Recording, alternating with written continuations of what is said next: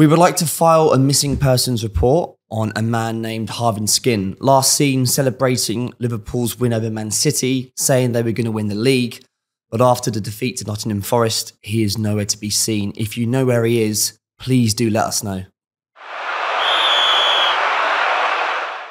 Hello, everyone!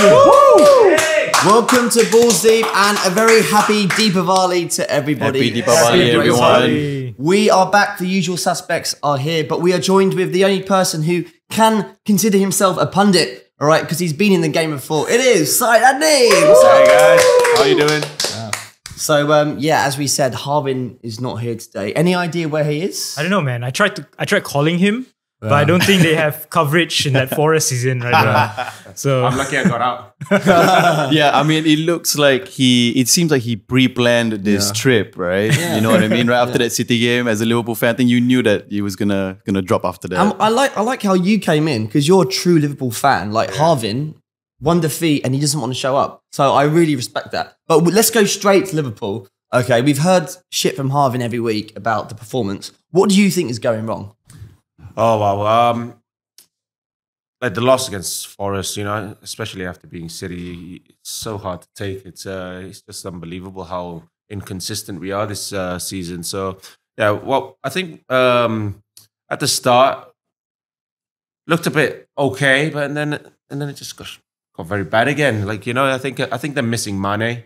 I think maybe that rift between Salah contract, not giving Mane what he wanted. I think if you gave him what he wanted, he might have definitely stuck with Liverpool. Yeah. So I think also mentally that's also affecting a lot of players. I don't think they'll say it themselves because they're all professionals and, you know, that's your job to go out there and give your best. But I think, psychologically, when Mane is not there, that kick with having that speed of Mane, the strength of Mane, I think, where, you've got two players you're relying on instead of just one now. So I think that's I think it's safe to say that between the two, between Mane and Salah, right? For quite a while, Salah obviously got the plaudits over Mane, right? Yep. But then now it's very obvious that if you guys were to keep one, in hindsight, it should have been Mane over Salah. I think when you look at the Mane gap, I think at the start of the season, Luis Diaz was feeling that filling that role pretty well. Yeah. Right? So, I always downplayed the Mane importance. Issue. Yeah, the issue, right? Mane importance. Yeah. But I think you guys have a serious problem with injuries now, right? Nunes was missing, Thiago was missing. I don't know. Fabinho might as well be injured because what's going on with him? He was trash. Like what what are your thoughts on Nunes? What's happened? No, actually, Nunes, I think he just needs time. I think he needs time. I think Haaland is because, he's got those players around him who can just feed him balls like no one's business. And then you got Nunes after the second game, he gets a red card and then tries to come back in. But then you see glimpses of him. Yep. I think against Rangers in the first game, I think he was denied 5 times, or was it his second game? I'm not sure. 5 times, I think. And if those went in, then that shuts people up. Yep. And then because they don't go in, then people are still talking. But I think the people who are closest to him in the squad, they'll say, "Hey, he's got in positions. He's just been denied by great saves." And sometimes. I think people are too fast to talk down on him, and that's where maybe as a footballer, everyone's emotional. Everyone's they're all human. So you've got especially nowadays with social media, you've got millions and millions of people just going at you. So I think give him a break. Harvin's one of them. Yeah, I was just about to say every day it's like fuck Nunes, man. He's such a shit player. I would still take Nunes. I think he'll come clean. I think he'll come. Yeah, good. You've always been a big supporter of Nunes on this show. I really think Nunes is gonna be a good striker. Yeah. Give it a season, give it 2. We've seen what he can do. But you said Nunes, right? Let's give him some credit because he's new to the Premier League. But Fabinho, what is going on? He's not even the same player. And this is what I don't understand. Liverpool fans can complain about injuries and this, but the squad's still pretty good. Like Fabinho, how can you suddenly lose your class? Van Dijk as well. I know he was good against City, but there's just so many games where you like just simple clearances, and he's missing those positioning wise. I think the whole defense has been pretty bad this season. You know, when you give credit when it's due, and that's games against obviously City. But and then if you perform against City like that, and you can't perform against Nottingham Forest, there's something wrong in there. There's definitely it's the bad juju, man. It's that 7-year curse. Like at first when we started talking about the 7-year curse, and you see it online and you see it on Twitter, it was a really funny thing to read up on, and then you see the pattern, right? But after winning against City, and then you win against West Ham, and then you lose against Forest, a team that doesn't even have a shirt sponsor, by the way, right? So that was a really funny thing to watch, right? They don't even have a shirt sponsor, and you guys lose 1-0 to them. Then suddenly it brings you back, and you're like, okay, that 7-year curse is real, right? Yeah, I just saw that the other day, and I'm like, that 7-year curse. I think the formula is 3 years of team forming and building, and then 3 years of like immediate success where Klopp will win every single cup, and then that final year is when everything just crumbles. Yeah. Well, Arsenal are coming close to that, aren't they? Oh, guys, by the way, I just got an email from Harvin. If you're wondering where he is, he has written us an open letter explaining why he wasn't here. So I'm going to read it out for you guys because I feel like Harvin deserves to get his point across. So, dear viewers and fans of the show, I sincerely regret that I will not be able to make today's episode. Last week, I acted like a spoiled brat, attacking young kids and saying Liverpool were going to win the league. After Saturday's humiliating defeat to the bottom club, Nottingham Forest, I am too ashamed, too embarrassed, and too humiliated to show my face on the show. This doesn't sound like this. I know it's pathetic, and I know I shouldn't be a sore loser, and I should accept the defeat gracefully, but unfortunately, that's not the kind of guy I am, and I'm going to stay home and cry about it. Don't think I couldn't make the show because of Deepavali, because that is far from the truth. The real reason is because I'm embarrassed by my shite team. So yeah, sending our prayers and thoughts to Harvin. It's a very open letter, bro. I think the weirdest thing about that letter is there was only one swear word. It's very out of character. It's very out of character. Yeah, honestly, I think all the fans will know it's very out of character. Yeah. You had something to say to Harvin as well, because he gives you shit every week for United. I mean, it's so easy to make fun of Liverpool fans nowadays, but I am going to take the high. I'm going to take the high road. All right? I'm going to take the high road. I'm going to say, Harvin, you gave me so much shit for defending Liverpool, and now I guess you proved me right. I mean, I guess you proved yourself right because they are shit, aren't they? Yeah, I mean. Well, Chelsea and United, I mean, we had a bet on last week's show. What was the bet? Let's be honest. Yeah. Like, it wasn't a great game. I think a draw was a fair result. Would you agree? Yeah, I think it was fair because Scott McTominay made a very, very bad error at the end. But I thought United controlled most of the game. Was it a Ten Hag masterclass?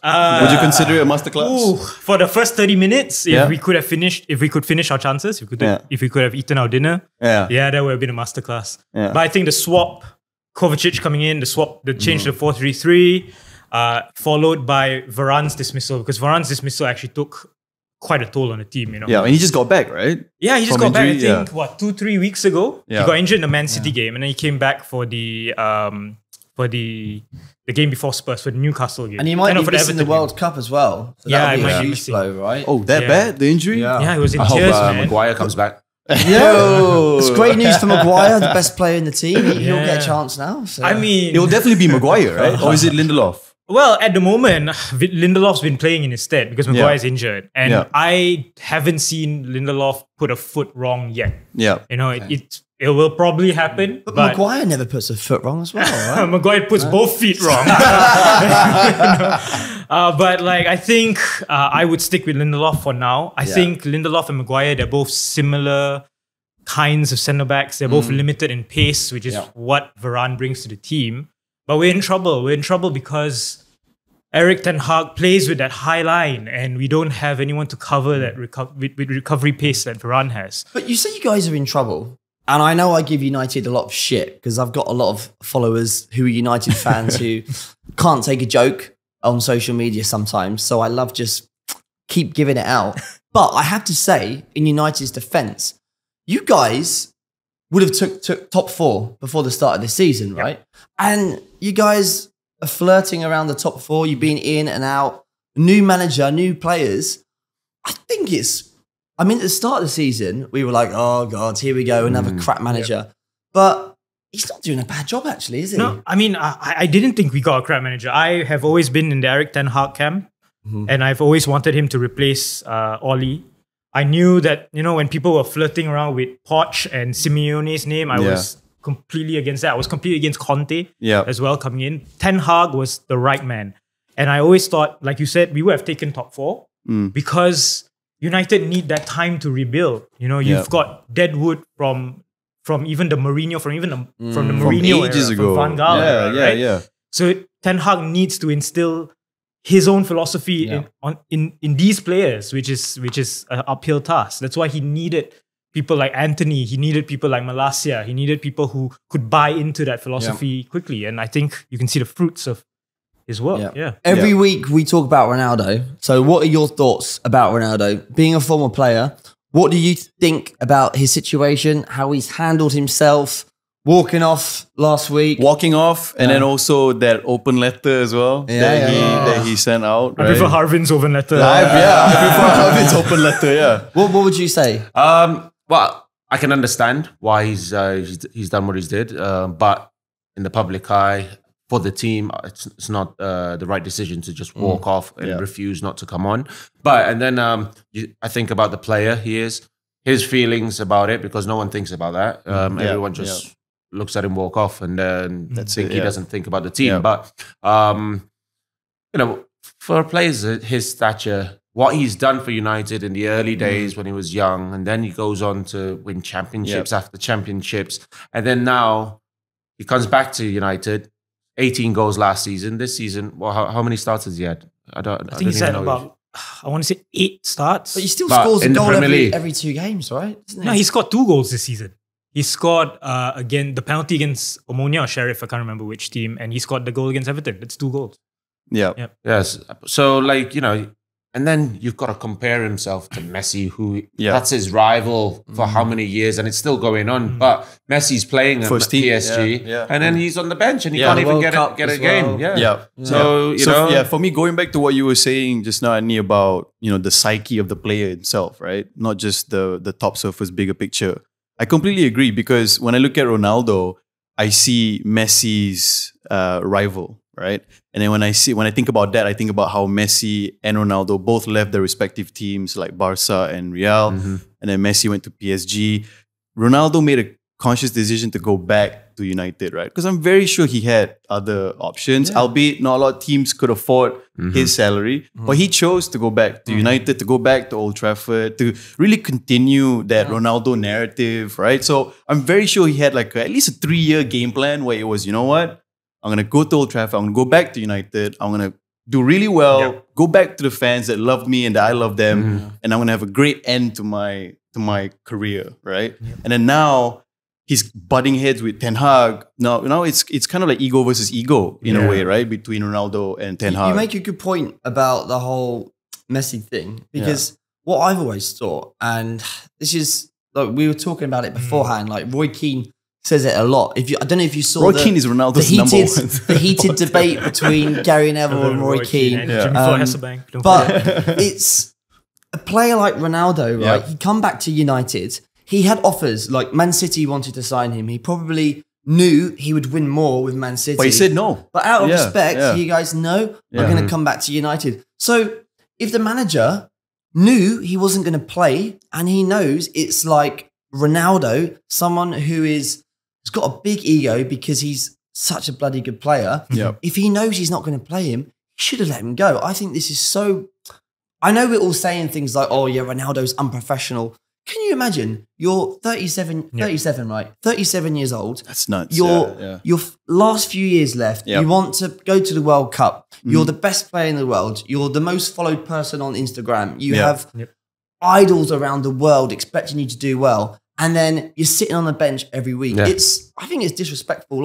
He did so well for United. They should have just said, okay, we're not going to play you out of respect. We'll let you leave on 3. They didn't, and now Ten Hag is still going on about, he's still an important player, even after... bullshit. That's bullshit. What kind of important player is he? Wait, who signed him again? It wasn't Ten Hag, It was right? Solskjaer. It was Solskjaer, yeah. So the question now is, who is being disrespectful to Ronaldo? Yeah. Is it Ten Hag? Is it the Glazers? Is it the team, right? Yeah. Because I know for a fact, yes, Ten Hag has been out there and he said, look, Ronaldo's important. I want to work with Ronaldo. He said that in preseason and all that.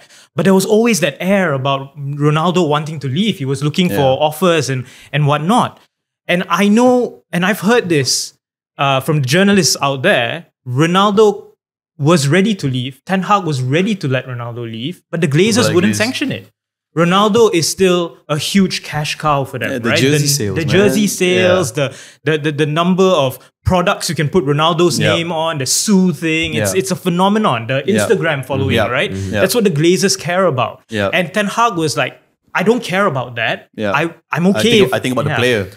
I'm okay if Ronaldo wants to leave, but get me a replacement. Right? And they didn't get him a replacement. We got Anthony, but Anthony was someone we needed to get anyway. Right? Had we gotten, say, there was talk about Gakpo, right? Had we gotten Gakpo, I think... Gakpo, what a player, man. Yeah. Wow. I mean, but had we gotten Gakpo, I think we would have been more amenable to Ronaldo leaving. But right now we're stuck with, 5 forwards? And, when Sancho's out of form, Rashford can't finish his dinner. Which is a lot of times. You need options. You need options. You need options even if Ronaldo was firing, because you don't want him to play 3 games every 9 days, right? So really, there's a reason why I say Glazers out every week. You want to say again? Yes. Glazers out. They should have made the right decision. They should have stopped caring about the profits. I think that's Moyet's email signature as well. I think that's his email signature. Yeah, regards, Moyet. They fined him 2 weeks. Out. They fined him 2 weeks of wages. That's 1 million. That's dividend payments for the Glazers next season. I'm calling it right now. That was a fine? It was that was a fine. 2 weeks fine. 2 weeks wage. Well, Arsenal, 1-1 against Southampton. Yeah. What happened there? Bad refereeing. That's what happened, Mark. Yeah, absolutely abysmal referee. Serious? I'm being absolutely serious. Oh, come on. Just finally accept. No. Okay, no. There's different factors, right, to the game. But, I mean, overall, at the end of watching that Arsenal versus Southampton game, it was very, very frustrating. And it's been a while since I felt that frustrated watching an Arsenal game. I was talking about this last night with my dad, right? I was just saying to him, like, wow, I'm so used to, like, having this newfound confidence when the game starts for Arsenal, right? And then we scored 1-0. We 1-0 up with Xhaka, with another goal from Xhaka last night. So I was, like, okay, cool. Business as usual, right? Then next thing you know, second half starts and we were very, very tired. It was obvious. And going back to the officiating of the game, the referee, I don't know who he is. I forgot his name. He's a new guy, but that was terrible, right? There were, I think, up to 3 fouls in the box. The Jesus one. Yeah, dude, Jesus, Saka got clipped. It was very, very obvious. They didn't even go to VAR or replay it on the screen. Bad officiating. But for me, the biggest worry for Arsenal right now is that yes, we have been winning, and yes, we drew last night. It wasn't a loss. Lucky. Yeah, lucky wins. It was a lucky wins, right? But this past 3-4 games, Jesus hasn't been scoring, right? Saka has been getting a few odd goals here and there, but Granit Xhaka has been our source, our source of the goals, which is great for him and to show how diverse our squad is right now and how attacking it is. But we're not supposed to be relying on Granit Xhaka, to be scoring goals, So even though right now as an Arsenal fan, we are enjoying and celebrating Granit Xhaka's resurgence in the team, I feel like it's kind of peppering some bigger issues right now, which is Jesus not scoring, our front line basically being, ragged right now. Like they're very, very tired, right? I know a few weeks ago, I think I was talking about squad depth, right? And we do have squad depth, but the rotation is tough. If Jesus gets injured, you guys are screwed. If Jesus gets injured, then he's not gonna.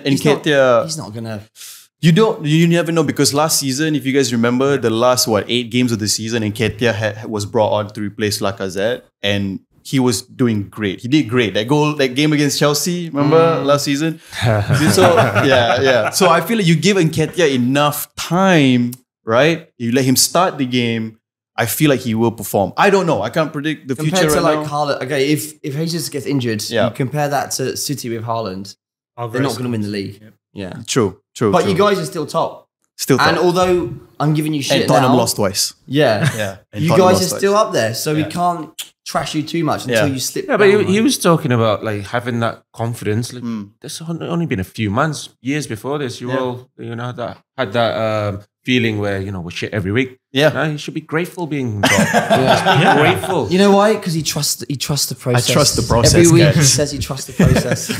Drop a comment if you trust the process. So, in keeping with Balls Deep tradition, the weekly question is Arsenal going to win the league? No, hell no. Yeah. No. But Newcastle might win the league. Yes. Oh my God. Yes, can we please talk about that? They are Yes. officially in the top 4 again, and Eddie Howe deserves all the plaudits. You must be happy because Spurs lost. And I think, they drew with United. They are showing they can fight with the big boys, can't they? My goodness, yeah. Newcastle has been, the win against Spurs last night, I feel like it was very indicative of Eddie Howe's strategy and plan now for Newcastle, right? I think how long has he been there now? Year and a half. About 2 seasons. Yeah, less than 2 seasons, year and a half. Yeah. And I think the first year of Eddie Howe's campaign with Newcastle, very, very doubtful, right? Like I remember when they appointed him as the manager, when they got bought over, I was like, you had Graham Potter. Yep. You had so many other choices. I'm not shitting on Eddie Howe. I've always liked him as a manager, right?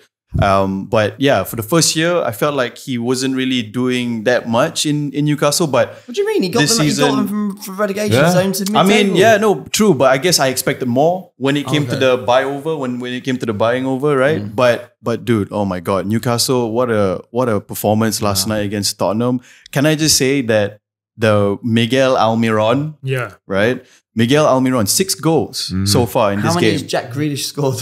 Hey, right? You want to compare to Jack Grealish? Yeah, definitely, right? Once since he made the comment. Yeah, but I feel like Miguel Almiron, if you had to choose one player in the Newcastle squad right now that has benefited the most from Eddie Howe, it's Miguel Almiron. He's been in EPL for 4 seasons now, right? And he's always been that play in the background, nothing much, right? But if you look at the stats, since his debut in the EPL, right? 35, 36 games a season, and he averages at 4. 4 goals a season was his highest.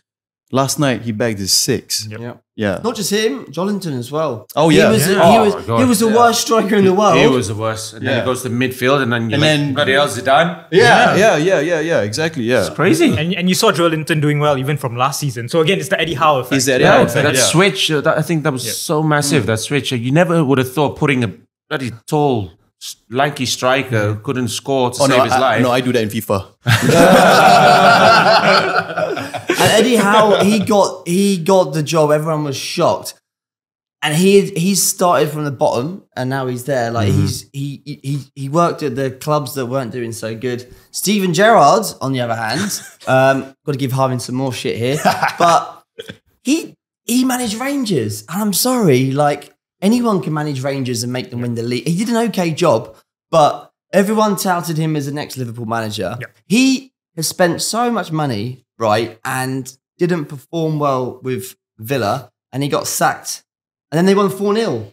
Yeah, right after. Crazy, right? Yeah. Do you feel sorry for Gerrard, obviously? Yeah, I think so, because you would have thought this was going to be something very long-term, and then at the slightest sign of... where they've just panicked and just sacked him. So I don't know if things could have changed if they let Gerrard go through the whole season. But and then you can obviously see that something was wrong because as soon as the sack, they backed him. They gave him the money, right? Coutinho, all these. Yeah, I think with the players he had, last season, they showed lots of potential that what they can do. But then I think for this season, something's happened. Definitely something's happened because you can't go from losing as many games as they have till just going and winning 4-0. Yeah. So, and it was Brentford. So was it Brentford? Yeah. Yeah. In 14 minutes, they scored as many goals as they managed in 409 minutes with CVG, right? Crazy stat, right? Yeah. Wow. I mean, it was bound. It was bound to happen. I mean, I remember being on the show, I think it was episode 3 or something like that. We were already talking about Gerrard being sacked. Right, so the signs were there. although I don't agree with sacking a manager, 11 games into the season, especially when you've given him, the resources to do so. But that's the league we're in, right? It's so cutthroat, it's so competitive. You need to make a splash. I just want to say that, I guess now we know the answer to the debate between who's the better manager amongst Lampard, Gerrard, Solskjaer, and Arteta, Solskjaer did Lampard, right? I mean, Solskjaer finished second. The only one that's kept his job. I'm sorry. The only one that's kept his job. I'm sorry. Arteta got lucky that he was given all those years to stay at Arsenal. I mean, he's doing well now, right? Lampard, at least Bro, that's not luck, man. At least he, went to the Championship. Arteta got that job straight away. No, it's not luck. That means he's just really good at presenting, because he probably presented his plans to the board. I actually like Arteta. I just want to disagree with you. I think right now. I think the Arsenal board just really liked his LinkedIn profile. But you guys mentioned about managers getting sacked quick. I noticed, right, from the 20th club to the 10th club, there's only 5 points in it. Yeah. And all these managers are under pressure, right? Mm-hmm. Like, if a bottom club won, they could go up to like 14th, 15th. Yeah. It's such a close season. So it's a shame that, the Wolves manager got sacked when he didn't spend too much money. Southampton, for example, the guy's under pressure. They're, I think, 15th and they didn't spend much. It's crazy. Yeah, I mean, Leicester as well. That's a big talking point in my opinion, right? Going back to what you were saying, Mark, about that gap from the 10th position to the 20th. Because, they were bottom of the league for the longest of time. And then next thing you give them 4 days and 2 games. And then they've got 6 points. And then now they're out of the relegation zone. Yeah. So that's huge. And we were talking about Brendan Rodgers, right? He still got his job. Yeah. He still has his job. I mean, you could see that Brendan Rodgers was given that approval from the board, right? Yeah. We still back you as our manager. We understand we haven't backed you in the transfer window, but we still have faith in your abilities. You look at Steve Cooper, he was, flirting with relegation, but then the Nottingham Forest board gave him a 2-year contract. Yeah. And he is, I think it's a 3-year contract. Yeah, and he just masterminded a win against Liverpool, a masterclass. So I mean, there's merit to that trust the process narrative, yes. Yeah. But again, like I said, it's a cutthroat league. Yeah. You get too many bad results. So one by one, who do you think the next manager is going to get sacked? Because the Leeds manager is the favourite to get sacked right now. I hate that. I love Jesse Marsch, man. They beat you guys 3-0. They've not really spent too much. So I feel sorry for the guy. He's got some really good young players. So if you had to call it, which manager do you think would get sacked next? David Moyes, for example, West Ham is 17. No one's talking about him. Yeah, but David Moyes is like West Ham royalty, right? It wasn't 2 years ago, was he, right? Yeah, I think David Moyes is up there. I think if Everton don't improve in the next three games, maybe before the World Cup. So, that's where maybe managers want to think, or players who don't go to the World Cup, we got to work with... that's some time for a new manager to come in and work with the current players. So David Moyes and Lampard are in there. Yeah. I think Jesse Marsch. I think Jesse Marsch. Yeah. I would say the same thing. I go with Moyes. Okay. Right. But I just want to throw this out there. If you guys are not careful, couple more bad results and Klopp might be, I don't think it's too impossible to think. I mean, I would definitely think you guys should stick with Klopp, but I mean, Harvin did say sack Klopp a couple of weeks ago. Harvin says a lot of shit, man. So, I mean, you guys get 3-4 more bad results. If you guys are out of the Champions League spaces spots, do you keep Klopp? Even what do you mean they are out of them? Oh, you mean by the end of the season? By the end of the season. Okay, so do you think Liverpool are going to finish top 4 realistically? Do you think you still can recover? I think it's still possible. Do you think they will or not? They can recover. They will recover. We've seen glimpses of that. So, it's just about how, everyone clicks at the same time, because everyone did it against City, and then, it was just as a whole team. I think Alisson was their best player. Our best player, sorry. Yeah. I don't know if I'm going to support them anymore. Kiss the bench, man. Kiss the bench. Yeah. I think they will. Top 4 still in the sights. I think teams like yes, Arsenal are up there at the moment, but can they sustain it? They've never had that period where they're so inconsistent for so long. So I don't know if they can keep it up. City, obviously, they'll be up there. Another one to watch out for is Newcastle. Yeah, but I think not Chelsea. Chelsea. No. Thanks for not mentioning Chelsea and Spurs. Yeah, sorry, mate. Chelsea will be around there, but I'm not sure they'll get top 4. Yeah, we'll see. The thing I hate, and I was thinking about this morning. The thing I hate most about the season is I think it's going to be defined by the World Cup, right? Yeah. Which teams get out of the World Cup with fewest casualties, or like who gets the most rest, whose morale is higher than the rest. You get that World Cup winners bounce, for example. If Portugal win the World Cup, will you see a buoyant Bruno Fernandes, right? Yep.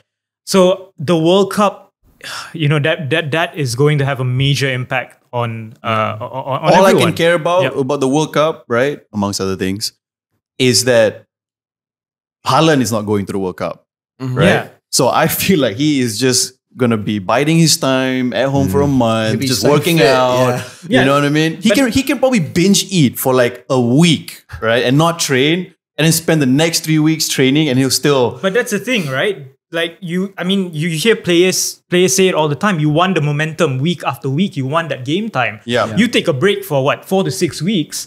Will Haaland be as sharp when he comes back after the World Cup? No, he will. He'll play some social. He's just naturally. Yeah, he'll be like a social league somewhere, in Manchester. Haaland, if you wanna come to Malaysia and join us for futsal while you're away, please let us know. We'll be happy to have you. You mentioned the World Cup, so we've not really touched much about it on the show. Yeah. Who are your early favourites? Because a lot of teams are losing players that could be vital, like Varane, for example. Yeah.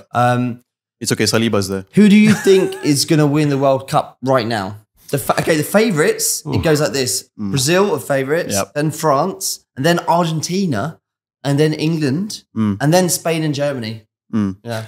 Well, I think with the England team going right now, that's my team, but I don't think they'll win the World Cup. No. They don't. I don't think they have a chance still with... everyone talks about how well Southgate's done. Yes, he's done well, but I think for... Actually, a lot of people say that he's not been doing well, right? Do you think he's been doing well? Based on big international results, where, in the Euros. Okay, true. So, right. With the players he's got, if he doesn't pick Arnold, obviously I'm going to... But James Milner's starting over here. How can he play if James Milner's getting picked, right?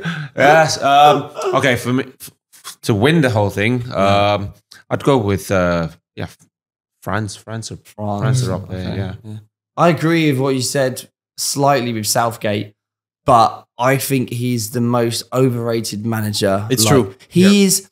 Right, firstly, this is going to be a run, okay. Firstly, how did he get the job in the first place? England under-21 manager. Doesn't mean shit. We had A.D. Boothroyd one season. Okay, he was crap at Middlesbrough. He didn't win it, didn't do anything in the Premier League. The England job is meant to be like, oh, wow. We had all these great managers. We had talks about Mourinho being England manager. We get freaking Gareth Southgate, all right, who's been given the best squad in years, right? We couldn't even beat Italy when they had shitty Emerson. I know he's a former Chelsea player. The third choice left back, when we had players like Reece James on the fucking bench, right? We couldn't even beat them. He has no game plans. He picks players like Maguire and all these players that are shit because he has this loyalty that is crap. And I just don't like him. And England aren't going to win until they change. I think we can do like a compilation of get him out of Mark's Gareth Southgate rants. I swear to God. I mean, I always think Southgate and Ollie are like two peas in a pod. Yeah, two peas in a pod. The same. They pick Maguire. They have their favorites. Calvin Phillips is going to go to the World Cup. Yeah. Calvin Phillips is going to go to the World Cup. He hasn't played a single minute for City. Benton doesn't start. Right? Oh my God. Bellingham. I don't think he's going to play Bellingham from the start. Yeah. But I think he needs to play Bellingham. Yeah. Oh, what a player. He scored 2 goals again. Yeah. But I think going back to choices for the World Cup, I think for me, I've always supported England, but I think for this World Cup, I really want to keep an eye on Brazil, because I feel that Brazil at this moment, in terms of the squad that they have, the quality that they have, all which are predominantly EPL pedigree, right? The players, And they're all young, right? I think it's a really good mix of young and upcoming players like Anthony, right? And Martinelli, right? And Jesus and Richarlison and whatnot. And then you have the senior players like, Casemiro providing that experience. So I think it's going to be a really good fit. And yeah, so for me, it's Brazil for the World Cup. Yeah. I mean, I'm still going to go with Argentina. I think I said a couple of weeks ago, I really want to see that Argentina-Portugal final, just to end the GOAT debate.